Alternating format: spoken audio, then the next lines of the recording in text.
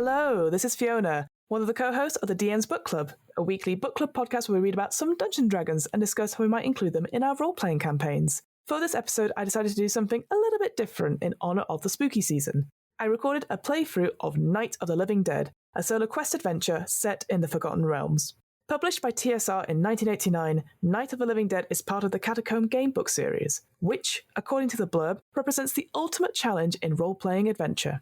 Through lavish illustrations, readers would journey from chamber to chamber in search of the precious object of their quest. Analytical powers would be tested to the utmost, as readers must decide how to deal with the weird and wondrous creatures and artefacts they encounter, using a simplified D12 rule system. I'm just going to start the playthrough by saying naturally there will be spoilers for this adventure, although I have abridged some parts of it, as well as noting some content warnings for the story. Content warnings for this solo adventure include themes of death, peril, violence, memory loss, self-harm, suicide, and, naturally, undead creatures. Thanks again, and I hope you enjoy. The Hall of Heroes, a tall marble-columned tomb, towers among the smaller family crypts like a warrior prince amid a crowd of admirers. Trees and shrubs, now bare of leaves, stand protectively around it, spreading their branches like guarding hands. Here are buried the fighters, generals, and champions of every battle in Waterdeep's long history. The inscription above the marble doorway reads, "Strive to make their memory as precious as their loss." Your joints grind as though sand was poured into them. Your tongue lies dead in your mouth. And always your chest arcs and flattens as the lungs try futilely to draw breath. I have lost both, so I know, you think. There is no memory as precious as the life they lost, but you honour their sacrifice. Perhaps one or more lie awake, as you did, and you can enlist their aid. Will you enter, go to 18A, or go elsewhere, return to 14A? Yep, let's go in, I think. Entering the Hall of Heroes, you feel sharply that here you dwell amongst your own. Gazing on the veined marble and vaulted ceilings, on many of the carved records of courage, loyalty, and sacrifice, and on the offerings of flowers and wreaths from the living, you feel inspired to continue your quest. To one side, you see the entrance gate to the main vault. Through it, you hear the lapping of gentle waves. Another universe lies beyond the doorway, a far dimension holding nothing, it seems, but a sandy shore and a body of water, as vast as an ocean, as peaceful as a lake. On the shore, all who died in battle lie in their final rest. The main hall is reserved for the greatest heroes of the city's history. Passing through the gate, cast centuries ago by the eccentric mage Anacasta, you see nothing untoward. The spirits here remain at rest. The beauty of the scene is lost to your undead eyes, but you feel reassured that the Lich's influence has not spread this far. Back in the main hall, the only disturbing note is a broken tomb. Rubble litters the ground before it, as well as a skull. You may leave, or look further around. So I have a choice. I can investigate the hole in the wall, the plaque, the skull, the other tombs, and the offerings. I'm guessing the hole in the wall refers to the broken tomb. So probably should look at that. The skull the skull might be also important here. Alright, I'm going to roll for it, because again, I've not rolled yet.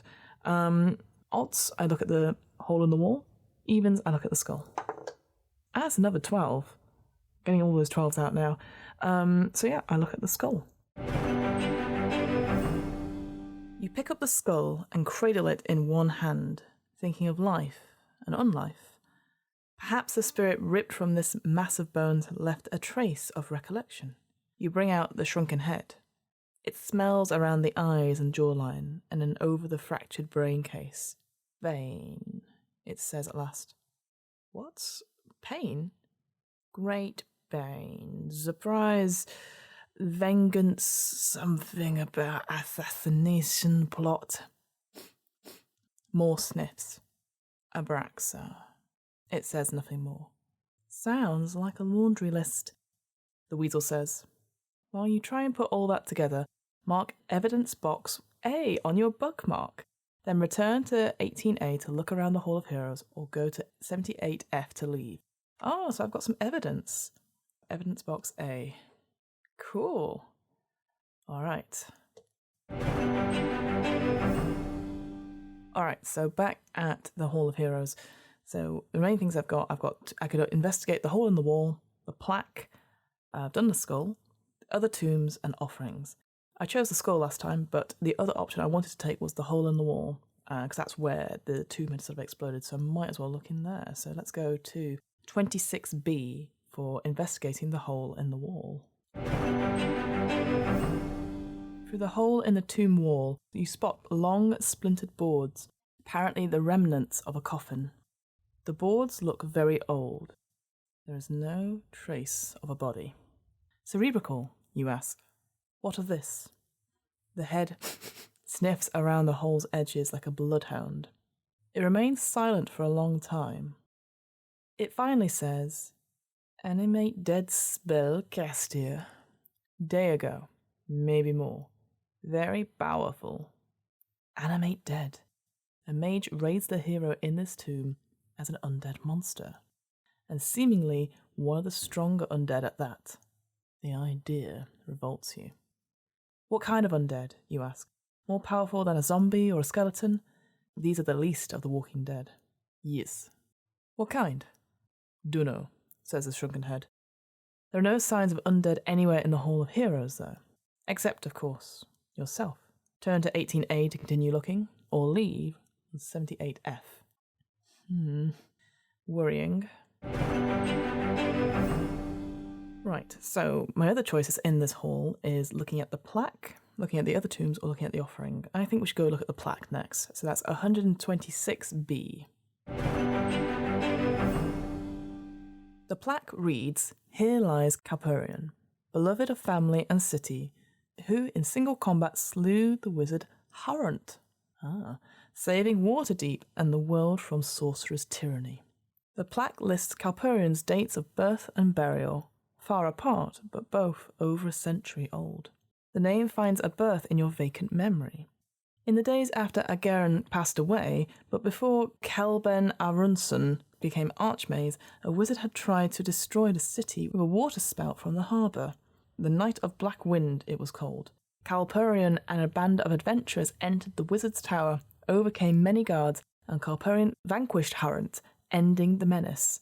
A story told to children to this day. But wasn't Howat the name of the other lich, Abraxia's collaborator? Asked the weasel. The coincidence is too close. Return to 18A to keep looking around, or leave 78F. Sounds like Howat has raised their champion, which used to be a rival. That's probably not good. I bet Calpurion's stats are in the back. Alright, so we've done the hole in the wall, we've done the plaque, we've done the skull, we've now got the choice of the other tombs or offerings. I'm going to say the offerings because I feel like if we go to the other tombs, I might get attacked by something. Whereas the offerings, I think that's a safe bet for now, and there might be some information there. So that's 117E. Some of the heroes in the hall were entombed within living memory, and relatives or grateful beneficiaries of their deeds still leave offerings under their tombs. Looking around the hall, you see typical specimens. Will you investigate a small bouquet of flowers, 106A, a wreath, 93F, a bottle of wine, 34D, or return and keep looking or leave? All right, 3 choices. So I've got a small bouquet of flowers, a wreath, or a bottle of wine. I assume the bottle of wine is something I can drink, so I might do that. The wreath would be interesting. Maybe small bouquet of flowers. The wreath sounds heroic. Okay, I'm going to roll again. This time, so 1 to 4 is the small bouquet of flowers. The wreath is 5 to 8, and then 9 to 12, bottle of wine. That is a 9, so the bottle of wine it is. Oh, what a shame. All right, let's go to that 34D. You examine the bottle of wine.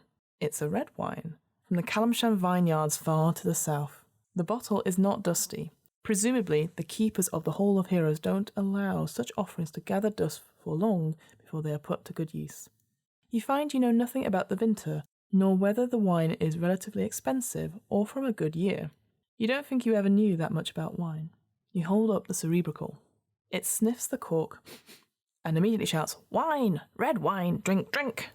What? I should drink this. Give drink. Me. Drink. The shrunken head shouts quite loudly. Will you give it a drink to quieten it down, or not? Ooh. This is the problem. If I damage the cerebral in any way, I know the lich will come for me. But you know what? I'm an agent of chaos. Okay, again, I'm going to do it again. So, odds, I give the drink to the shrunken head. Evens, I don't. That is odds. Oh my god, that's the first odds I've rolled. Okay, so I'm going to give the shrunken head a drink to quieten it down. So that's 106B. You uncork the wine. Not knowing what to expect, you pour a small dollop of liquid down the cerebral's throat, that is, into its mouth. The wine spills out of either corner, but the lips turn up in a broad grin. Give me a little more, it croons. What? More. Grasping the request at last, you pour it some more. It twists gleefully by its hair, then begins to sing tunelessly. Oh my god. Oh, what will we do, a drunken dragon? Now it's been to our glaring. Oh, stop that. It drinks its wine in a 10-quart flagon, 20 invines done and gone. The screech is deafening. You shove the head down inside your armour where you can feel it trying to lick your breastplate. I'll tell you, says the weasel, I've never yet met a shrunken head that could hold its liquor. Oh no! Unless you wait here 1 hour to let the cerebral sober up, you won't be able to examine anything in your next location because it is too stupefied to help. Oh, damn. You can't look at anything more around here. Whether or not you mark an hour off, leave the Hall of Heroes. You know what? It's fine. I'm going to mark off that hour. Oh, that's so frustrating. Stupid head. All right. Cool. And then I will leave the Hall of Heroes if I can't do anything else here. You're standing outside the Hall of Heroes in the City of the Dead Cemetery. Mark off the half an hour you spent exploring within if you haven't already. Okay. We will look around the Hall of Sages, the House of the Homeless, or elsewhere in the City of Dead. Each of these visits take half an hour, or spending essentially no time, you may go to the walls of the cemetery and head for Waterdeep. Now, I'm trying to work out, so I would have always spent half an hour there anyway. But if I said, I spend the hour, is that then going to be like an hour or an hour and a half? I'm going to cheat a little bit. I'm going to make it another 30 minutes. So the cerebral, or my shrunken head even, is sober for the next one, but I've spent time. So I am at 90 minutes currently. Now, I don't want to go to the House of the Homeless. I don't have anything there. I still don't have any pieces of the staff. Only got this one bit of evidence A. Elsewhere in the City of Dead. I wonder what else there was. Let me go back to 14A. So my choices are House of the Homeless, which I don't want to do because I don't have anything yet, and I think that's the final location. We've got the statue of this famous hero whose name I can never pronounce correctly. We've got my own grave, or we can go to the walls of the cemetery and look around Waterdeep. I feel like we need to explore more around here. I am going to... Okay, so it's going to be a toss-up between the statue and my own grave. Okay, odds, the statue, evens my own grave. Evens. So that's 148A. I'm also quite glad because it means currently I don't have to pronounce that name again. Morbidly fascinated, you return to your long-time dwelling place. The shallow grave looks fresh. Tumbled clots of earth, still damp, lie strewn across the grey-brown bricks of the path. But I remember lying there for so long, you think. How can the grave be fresh? I spent months, no, years. Thinking back on your solitary prison, you find that an undead body cannot shiver, but you recall the long agony vividly. Oh, excuse me, is it time to moan again? Says the weasel. I forgot. Why is the grave so fresh? You asked desperately. You had a lot of time to yourself down there. Maybe you imagined days into years. All that about life spirits wandering overhead, seasonal rainfall. No, you could not have imagined that. Even now, you sense the oak tree's life nearby, a slow, slumbering principle coiled within the trunk, waiting for spring. And from your sketchy memories of the city of the dead, you think that one or two of the crypts are new. They were not here when you lived. The weasel itself is the proof. It could not have decayed to bare bones in a matter of days. Perhaps you were moved. In that long nightmare after you learned of your undeath, you retreated into the dark recesses of your mind. Anything might have happened too quickly for you to notice. But when? Who? If I were you, and I am, says the weasel, I would stay here and meditate on it for, hours and hours. After all, you do have an entire day to stroll round the city and pick up those pieces of the staff. Let's waste more time here. It's disturbing to think that your own mind can be so sarcastic. You walk away from the grave once more, go back to 14A and choose where to go. So now we just have the statue or Waterdeep, and I think the statue is the way to go. So that is 47A. You remember Ageron somehow. He governed Waterdeep for 2 centuries, from the days of log barracks and troll walls right up to its early glory as a trading centre.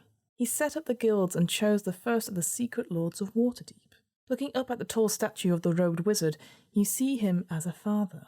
He stretches out his arms to greet you, his daughter. No, that's not right. You strain to remember. Ageron has been dead for generations. He had no children. You never knew him. He was called the Father of Waterdeep, and that's it. You learned that in the army? But your father then was a cleric, a humble temple keeper of little importance. He was so proud when the god chose you for service. The god? You wander hopelessly in the labyrinth of lost memory, finding nothing else. A voice rouses you. Oh, wake up, says the weasel. Spending all day here? The cerebral says you spent half an hour here. You cannot afford to waste more time in recollection. Quickly, you look over the people sprawled unconscious at the statue's base. Now and then they twitch and grimace, troubled by nightmares. An attractive young woman lies on the highest step, and a young man within arm's reach of her. Others drape across the concentric steps, lie stretched like torture victims at the bottom. Their life essences cover their bodies in a brilliant aura that flickers through many colours. In your time as an undead, the life aura is the only beauty you have seen. The only potentially useful item here is the City Watchman's sword. You add it to your list of possessions, if you wish. It is not magical, but a spare weapon could come in handy. Mark off half an hour to go elsewhere, return to 14A. Brilliant. Okay, I get a sword. Another half an hour, so that's 2 hours. I will say this. So far, all the characters I've interacted with have been male. And I've desperately tried, whilst reading it aloud, to change pronouns, like to they at least. And I have made myself, define myself as female. But it's incredibly tiresome. Like, why? I know this book is like over 30 years old, but even Choose Your Own Adventure, Choose Your Own Storybooks when I was younger, there were some like R.L. Stine Choose Your Own Goosebumps where you weren't named and you didn't have, you weren't described at all in any way, but everyone had the relationship to you. So it'd be like your sister, your brother, your auntie, etc. And that was obviously much better because then it's you in that action rather than this other person. So I'm a bit about it, but whatever, it is of its time. Yeah, I've pretty much visited everywhere in this cemetery. Now, I can't go back to the Hall of Heroes. There's nothing much else in the Sages, I don't think, unless I was going to listen to that ghost talk about flowers for a bit, which I think would be a waste of time. So I think now is the time to climb up onto the wall around the cemetery and look out over the city of Waterdeep and plan my next move. And so that I need to go to 82A. See art on pages 80 and 81. Well, this is not good. There's that horrible fog spreading over the whole city as far as I can see. But more importantly, I can see that whirlpool that our lich friend was talking to earlier in the harbour. But it looks like Castle Waterdeep is okay. Waterdeep, city of splendours, city of 1,000 years, centre of art and commerce in the Forgotten Realms. Most prosperous on the continent of Faerun, leader in fashion, trader in 1,000 wares, the envy of all, and servitor to none. home to well over 100,000 men, women and children, human and elves and halflings, home to merchants, artisans, wizards, moneylenders, scholars, guildsmen of every profession and persuasion, lords, ladies, gentry, thieves, peasants, princes, every character known through civilization. Waterdeep, jewel of the north. And now the walking dead shuffle through its streets, unchecked like ants on a carcass. In winter, famous Waterdeep harbour ices over, the city shuts down. No traffic moves in or out. What better time could the liches choose to enact their plan? Should the city perish, few who live elsewhere in the realm would find out before Greengrass. From the high brick wall around the city of the dead, you look out across the city. Buildings crowd on each other. Streets twist like twine. Patches of grey fog, the effluvium, drifts everywhere. In the harbour you see the whirlpool. In the once quiet harbour proves the truth of all the lich told you. You recall this view from your life, you think. But in life, the wards of the city never seemed to sprawl so large before you. The city is divided into 7 districts, or wards. The City of Dead, where you now stand, is one such. The others are listed below. Choose a ward to visit, and then go to that ward's entry to find out more about it. Each entry lists places there that the Cerebrical says may hold a piece of the staff of Waterdeep, or other places that are also helpful. Another way to choose locations is to pick one from the map on the inside back cover. Wards are bound by heavy lines. Each location within a ward has a section number. Go to that section to visit that location. Now pick a location to continue your quest. Either choose one from the map on the back of the inside cover, or choose one from the wards below. So we have the following choices. We have the Castle Ward, the Dock Ward, the Northern Ward, the Sea Ward, the Southern Ward, the Trades Ward, the Waterdeep Harbour, and the surrounding countryside. Okay, looking at the map, so the closest wards to me are the North Ward and the Trades Ward. Castle Ward's a little bit further away, Sea Ward's up towards the northwest. The countryside's behind me, the Southern Ward and the Waterdeep Harbour. Maybe I should go round, because I have to make my way back to the City of the Dead anyway, or by the harbour. So I think maybe going up and around. So I think if I go towards the North Ward, then the Sea Ward, then Castle Ward, and then follow my way down to like the Dock Ward, the harbour, making my way around that way. So North Ward will go to 148B. More northeast than north, the so-called North Ward is large, spacious, prosperous, and above all, respectable.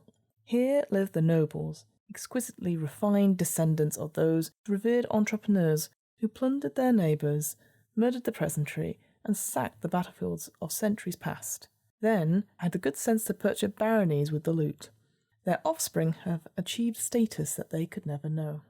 In this well-heeled district you find many villas, all masterpieces of architecture, or at least of conspicuous consumption. Most of these roosts have been abandoned for winter, their residents flown south. One particular villa seems to interest the Cerebrical, though, and you may visit it at 58A. Catering to the remaining clientele are a number of shops that sell furs and pastries and dragonskin boots, and there is the Gentle Mermaid Feast Hall, 62A. At least one of these places holds a piece of the staff, says the Shrunken Head. If you don't want to visit either one, go back to 82A and choose another ward. Well, I think this is an easy choice. We're definitely going to go to both of them. The Gentle Mermaid sounds amazing, but if the Cerebrical thinks there is a chance that a piece of the staff is found in this villa, we should go there. So, 58A, let's go. It's just one thing after another, drones the weasel, its monologue an incessant accompaniment up the high road. Get dug up, meet the lich, find the staff of Waterdeep. Okay, sounds fair, off we go. The land rises as you head north. The streets widen. The homes stretch higher and wider, more of them taking up entire blocks. This is the North Ward, home of the wealthy. Hold the sword and the good old Shrunken Head around the City of the Dead, says the weasel. Is the staff there? Not that I've heard. Then out into Waterdeep. Only 10,000 different places to look. Has the staff decided to confine itself to one small neighbourhood? It is to laugh. The Cerebrical has guided you almost to the North Gate, where the high road reaches the city wall and heads hundreds of miles up the coast towards Luxon, and the inaccurately named Neverwinter. On the long walk, you have not seen one living person, except for the hundreds felled by the effluvian. This mighty wizard Calben, continues the weasel, sure is a cosmopolitan sort, isn't he? Wants to enchant a staff, he doesn't pop down to the bazaar and tells the woodworker, "Make me a nice staff of Waterdeep, there's a good fellow." No. You have come to one of the city's largest mansions, the home, as you can tell by the silver gold crests shining on each side of the house, of the Bros Feather clan, magnates of lumber and fur trapping. The weasel's tirade continues. So Calben embarked on a grand tour of all the really nice, neat spots of the city, recruiting all the good-feeling items right out of people's hands. "Excuse me, is that your prize potato peeler? That shall do nicely. Hand it over. Don't they have a law against that? People always say, never meddle in the affairs of wizards, but this one sure did have his share of meddling in everyone else's." You enter the courtyard by a brick archway. The gate hangs open by one hinge, and the weasel shuts up. Water falls gently in the fountain, and a light breeze stirs the foliage. Were you alive, you would not help but admire the building's elegance and the courtyard's charm. But now you are unaffected. You feel certain that this life is different from the one you lived. These thoughts fly through your mind like the bird that flies through the courtyard. And the creature swoops by you with a spectacle of gears and ratchets, and you recognise it as a mechanism, an automaton. It lands clumsily on the courtyard fountain, shouting, "Chop it down!" Two skeletons carrying axes by handles thicker than their own bones are chopping it down. A fruit tree, fully leaven even in the dead of winter and bearing many different kinds of fruit. Magical. As you watch, one of the skeletons swings its axe and strikes the trunk, and the other follows suit. The tree shudders with every blow. "Chop it down! Chop it down!" croaks the bird. Will you try and stop the skeletons? Go to 112E. Attack the bird, 97F. Let the skeletons chop down the tree, 107F, or leave, 117F. I'm going to attack the bird. I feel like the skeletons, there's two of them, but the bird I can take on. So I'll do that. So that is 97F. Let's go there. You stride up to the annoying plaything and swing your sword. The delicate mechanical bird flies to pieces. "Chop it!" The metal clinks and clatters and scatters everywhere. Springs sprung. The skeletons pay no attention and keep chopping at the tree. "Oh no." "Bright move," comments the weasel. "Now we can stop the skeletons by throwing that bird's innards." You shake your head ruefully. You cannot examine the bird now. Oh, balls. Return to 58A to make another choice or leave. Well, let's go stop these skeletons, eh? 112E. How can you stop these wretches from destroying this rare tree? You may attack them or try commanding them to stop. Otherwise they will chop it down. Okay, let's try attacking them. First time, why not? Let's go for it. So that's 159C. Let's go attack these skeletons to stop them from destroying the tree.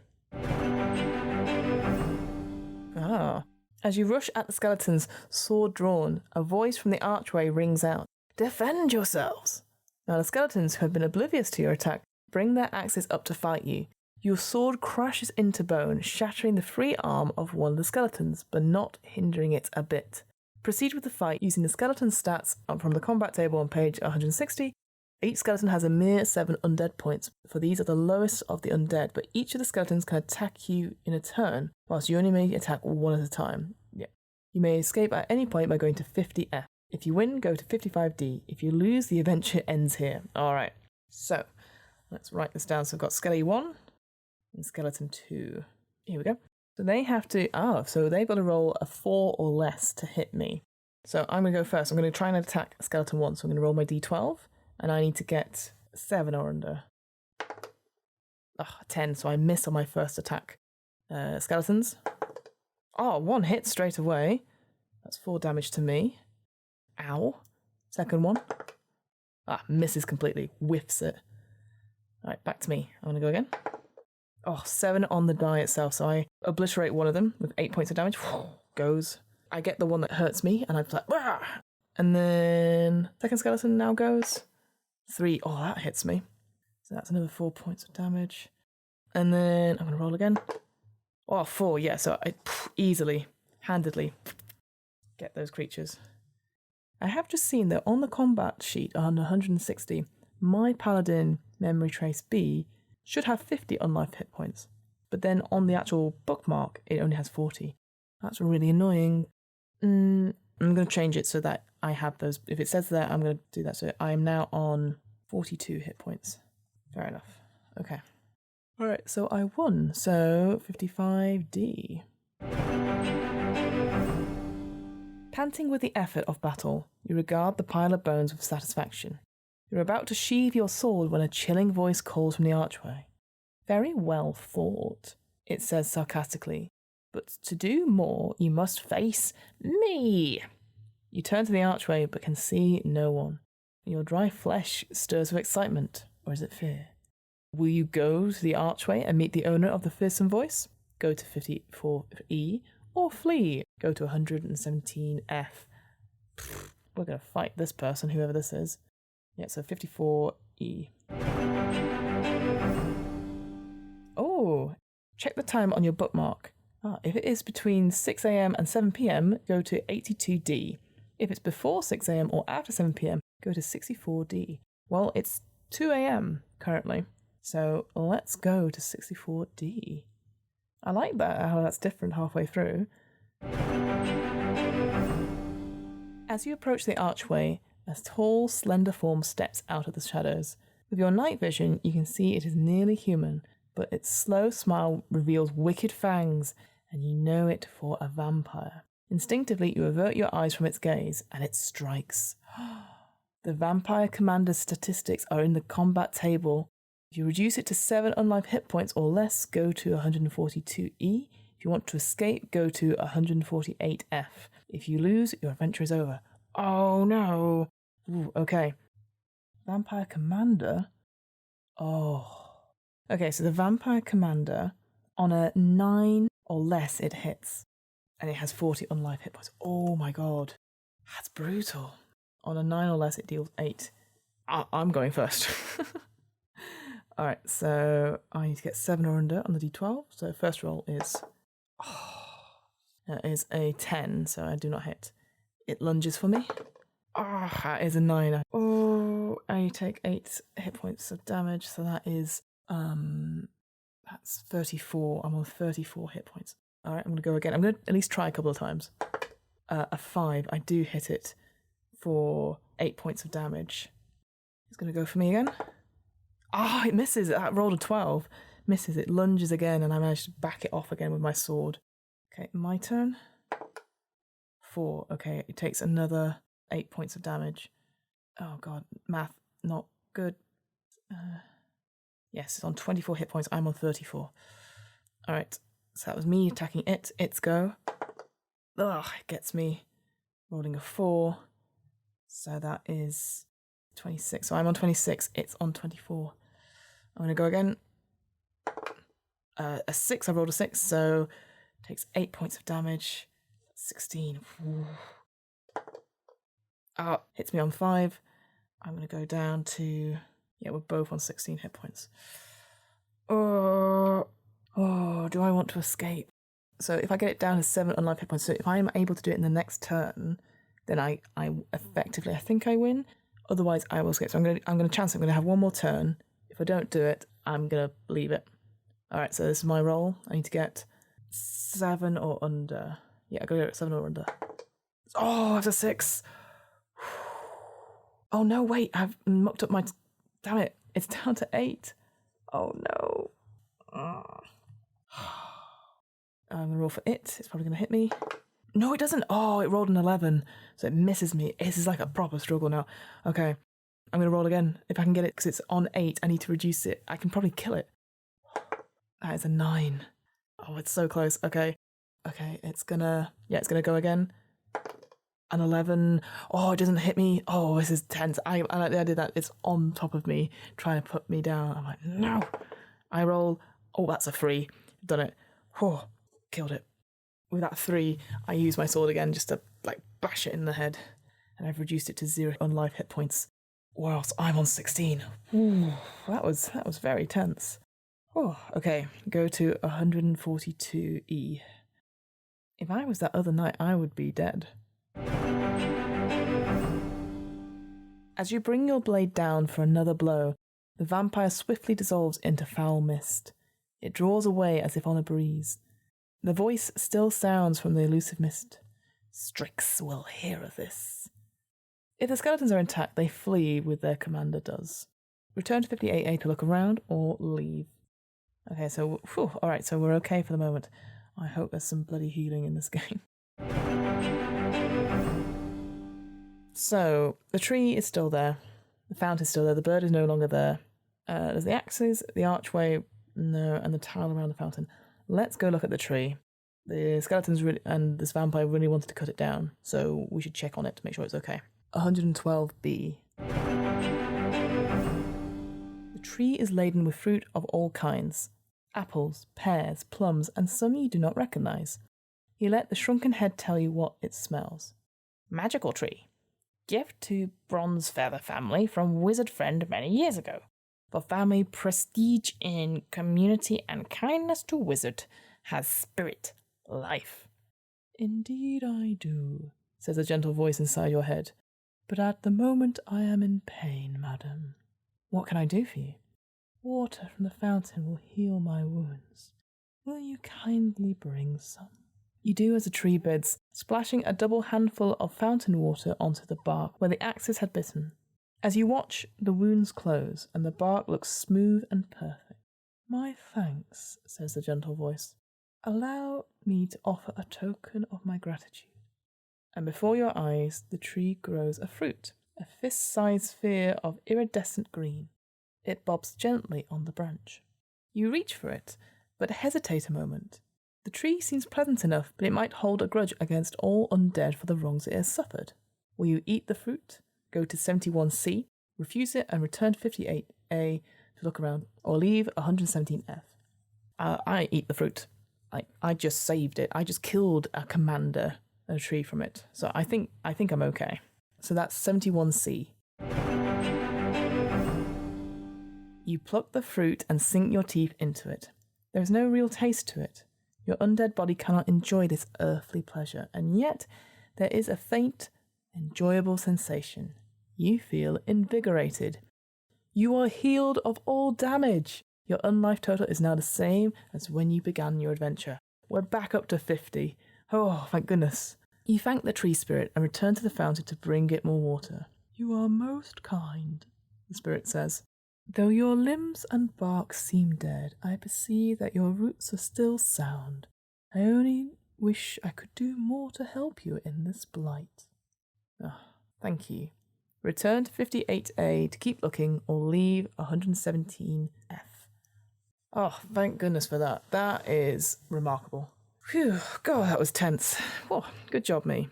Okay, so I need to go back then to 58A, and because we still haven't found this piece. So we've looked at the tree. I've destroyed the mechanical bird. I wonder if that's where the staff was being held, perhaps. There's also the tile around the fountain, the axes, and the archway, and the fountain itself. Let's look at the fountain. Might as well, right? So we'll go to 41D for looking at the fountain. You approach the fountain, shrunken head in hand. Magic, it says slowly, taking in the details. In fountain, at base of statue, speaking stone. What's it doing here, you wonder, reaching into the water and easily finding the stone. Friend of noble family, great wizard, left it there, intending to retrieve it later.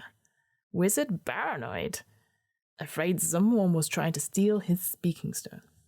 What happened to him? Killed by people trying to steal speaking stone. You may take the speaking stone if you do not already have one. It lets you speak to beings who are not undead. Return to 58A to look around further or leave. I will take the speaking stone. That's cool. It means I can talk to people. That's quite cool. Oh, nice. All right. In that case, let's look at the tile around the fountain then. That's 37B. The designs in the mosaic are colourful and some parts are big enough to stand in. You step inside one of these spots and hold the cerebral down near the tile itself. A short sniff is all it needs. Minor magic, it says, waiting for greeting. What harm could it do? You knock the hilt of your sword against the fountain. Instantly, a translucent spirit materializes in the air in front of you. Greetings and welcome, friend, it says cheerfully in a pleasant tenor voice. Its elfin's face smiles and its wings flutter. The Brosfeather family is unable to see you now. If you will give me a message for them, I am sure they will be delighted to see you later. The fairy doesn't focus on you since it isn't really there. The apparition is meant only to record messages of visitors and nothing more. You step out of the pattern and the sprite vanishes. Will you look around further or leave? Yeah, we're going to look around because we still haven't found it. The only thing I can look at now is the axes, perhaps, because the archway doesn't help. Let's look at the axes, so that's 24B.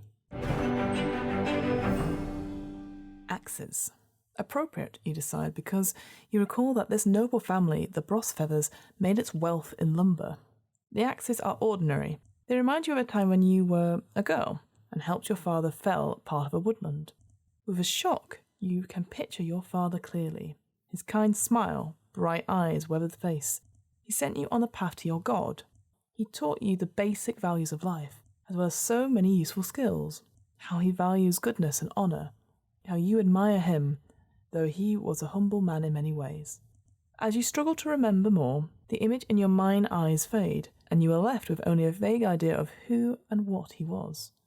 But, like birds fluttering about a forest cottage, the memories hover on the fringe of your consciousness, and you remember another phase of your life. Read the next section of your memory trace. If you are done, you return here. So the next memory trace is 56G. A woman kneeling on stone steps, head bowed, flaxen hair flowing over armoured shoulders. Corinna. Her name was Corinna. She murmured in a low, sweet voice, praying. Suddenly, rage filled you. The memory vanishes.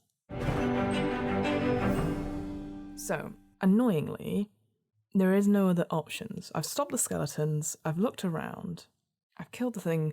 The only thing is I've broken the mechanical bird, which I can't investigate. However, it does say, if you've been to the Bros family villa before in this adventure, stop reading here and go immediately to 152D.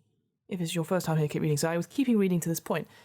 I think now is a good time because I know there's a piece of the thing here. So I think I'm going to go to 152D now. Because this is me looking around and I'm like, well, there's nowhere else to do. Because the archway just leads me back to that combat. I don't want to go to the combat. I've done it already. So let's do that. 152D. It just says, if you did not prevent the skeletons from chopping down the tree when you were here, the tree, the bird, and the skeletons are all gone. There's nothing of interest here. You may leave. If you prevented the tree's destruction, it is still here, but the bird and skeletons are not. So the bird, I think the bird was it. That's really annoying. Oh well. All right, we're going to leave then. That's 117F to go to. You depart from the courtyard and look around to regain your bearings.